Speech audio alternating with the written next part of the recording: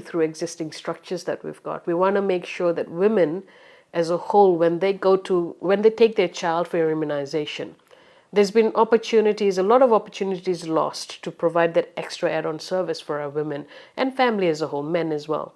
So this is an opportunity we want to leverage on and make sure that we ask the simple questions, and when we recognize, we respond to it and make the necessary referrals. We need to start somewhere.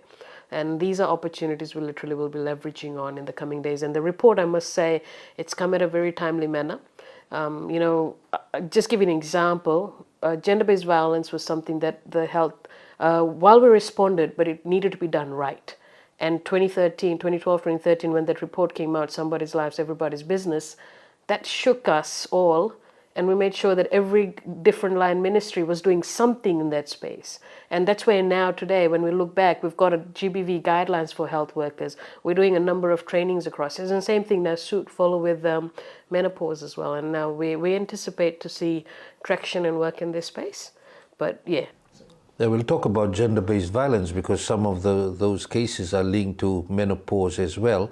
But going to Nalini, why do you think there has been the silence and hardly any action to support our women with menopause?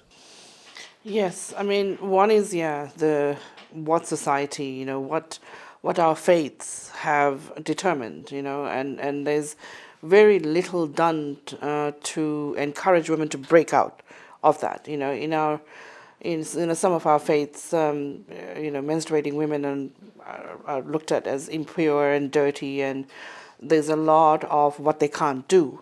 And of course, the talk around it, there's no conversation around it. It's very hush-hush. You see that in the way in which, certain individuals or families prioritize or go purchase the products needed for menstrual management. It's considered as, something that needs to be hidden and, not out in the open. So we really do need to break out of that in our own families at least, and that's where this conversation needs to start happening.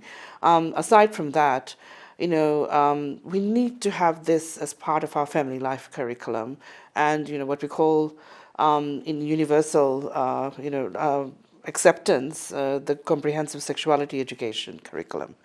It's not a curriculum that talks about how to have sex. No, it talks about age-appropriate, information on how does a person understand certain concepts. So in primary school, children are taught about what does consent mean. If someone says no to you, how do you react to it? Do you react with it with violence, or do you, have another way of managing that no, or